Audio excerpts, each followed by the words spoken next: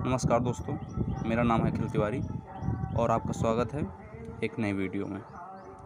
जैसा कि हमने पिछली वीडियो में अक्टूबर महीने के मोस्ट इम्पॉर्टेंट करंट अफेयर्स का पार्ट सेकंड कंप्लीट किया था, तो ये उसी का पार्ट थर्ड है जो अंतिम होगा और इसके बाद हम अक्टूबर महीने के मोस्ट इम्पॉर्टेंट करंट अफेयर्स की सीरीज़ को समाप्त कर पाएंगे और फिर हम अगले वीडियो पर चलेंगे।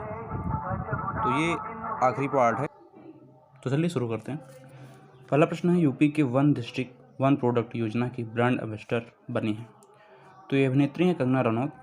इन्हें अभी यूपी के जो योजना है ब्रांड डिस्ट्रिक्ट वन प्रोडक्ट योजना, इसकी ब्रांड एम्बेसडर बनाया गया है। कंगना रनौत हिमाचल प्रदेश से हैं और भारतीय फिल्म में अभिनेत्री हैं। और बात की जाए तो इन्हें अभी चौथी बार राष्ट्रीय पुरस्कार इन्हें दिया गया है फिल्म में, तो ये काफ़ी इम्पोर्टेंट हो जाता है। आगे चलते हैं। बोतल बंद पानी पर प्रतिबंध लगाया है। सिक्किम राज्य ने, गंगटोक राजधानी है, सिक्किम ने बोतल बंद पानी पर प्रतिबंध लगाया है पूर्ण रूप से। आगे चलते हैं। भारत के पहले राष्ट्रीय सुरक्षा सलाहकार जिनका हाल ही में निधन हुआ है, तो इनका नाम है ब्रजेश, मैं लिख देता हूँ, ब्रजेश मिश्रा इनका पूरा नाम है। और ये भारत के पहले राष्ट्रीय सुरक्षा सलाहकार रहे हैं। अभी इनका हाल ही में निधन हुआ है।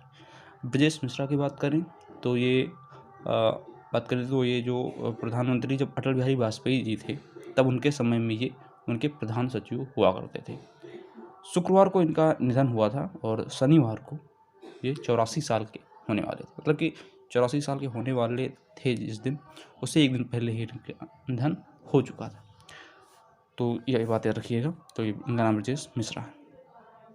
आगे बात करें तो भारत का पहला खेल मध्यस्थता केंद्र स्थापित हुआ है। तो गुजरात में ये भारत का पहला मध्यस्थता केंद्र स्थापित हुआ है गुजरात में। आगे चलते हैं। सुदर्शन भारत परिक्रमा योजना, ये परिक्रमा अभियान, सुदर्शन भारत परिक्रमा अभियान, इस अभियान की शुरुआत भारत के वर्तमान गृह मंत्री अमित शाह ने की। ठीक है, आगे चलते हैं। किस देश के नोआखली में गांधी संग्रहालय का उद्घाटन किया गया है? तो गांधी संग्रहालय का उद्घाटन हुआ है बांग्लादेश में। बांग्लादेश राजधानी ढाका है, शेख हसीना इसके प्रधानमंत्री हैं, तो याद रखिएगा बांग्लादेश, नोआखली। ठीक है, आगे चलिए। तो सफ़ेद प्याज को जीआई टैग मिला है। तो ये महाराष्ट्र का जो है सफ़ेद प्याज है जिसे अभी जीआई टैग दिया गया है। और एमपी, यहाँ पर बात करें, एमपी जो राज्य है उसका एक चिन्नौर जिला है, वहाँ के चावल को भी जीआई टैग मिला। तो ये दो आप याद रखिएगा कि महाराष्ट्र के सफ़ेद प्याज को जीआई टैग मिला है और एमपी के चिन्नौर के चावल को भी जीआई टैग मिला है। आगे चलें तो अगला प्रश्न है कि डूरंड कप फुटबॉल 2021 ट्रॉफी जीती है। तो ये ट्रॉफी एफसी गोवा नामक टीम ने जीती है। ठीक है, पहली बार इनका यह पहला कप था जो इस टीम ने जीता है। बात करें डूरंड कप की, तो ये एशिया का सबसे पुराना फुटबॉल ट्रॉफी है, फुटबॉल कप है और सबसे पुराना एशिया का फुटबॉल के क्षेत्र में सबसे पुराना कप है डूरंड कप। ठीक है, और जो इसका ये 2021 का संस्करण था, ये 130वां संस्करण था, सबसे पुराना है एशिया का। ठीक है, ये बात याद रखिएगा। आगे चलते हैं। विश्व महिला शतरंज चैंपियनशिप में भारत को पदक मिला है। तो भारत को इस चैंपियनशिप में रजत पदक से संतुष्टि मिली है, क्योंकि फाइनल जो हुआ था वो भारत और रूस के बीच में फाइनल मैच खेला गया था शतरंज चैंपियनशिप में, जिसमें रूस ने पहला पदक स्वर्ण पदक जीता और भारत को सेकंड स्थान मिला, जिसमें भारत ने रजत पदक पर अपना स्थान कायम किया। तो रजत पदक से संतुष्टि भारत को मिली है विश्व महिला शतरंज चैंपियनशिप में। बात करें विश्व महिला शतरंज चैंपियनशिप की, तो ये जो हुआ है ये स्पेन में हुआ है और ये भारत का इस चैंपियनशिप में पहला पदक था जो रजत मिला है, पहला पदक था इस चैंपियनशिप में। आगे चलें तो LIC लाइफ इंश्योरेंस कॉर्पोरेशन के प्रबंध निर्देशक बने। प्रबंध निर्देशक मतलब MD। ठीक है, तो इनका नाम है BC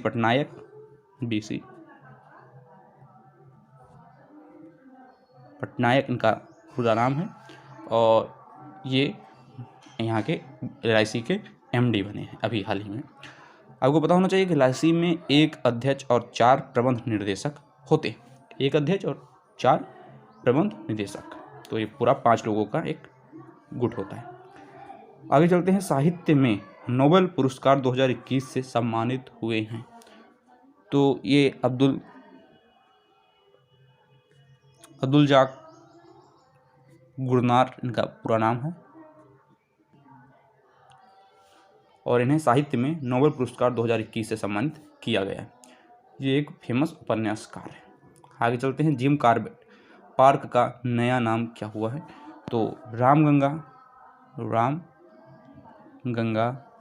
नेशनल पार्क, ये इसका नया नाम हो गया। उत्तराखंड में ये जिम कॉर्बेट नेशनल पार्क है, और ये भारत का सबसे पुराना नेशनल पार्क भी है, तो ये बात आप याद रखिए। आगे चलते हैं। किस राज्य की उमनगोत नदी भारत की सबसे स्वच्छ नदी घोषित हुई? तो ये उमनगोत जो नदी है ये पाई जाती है मेघालय में।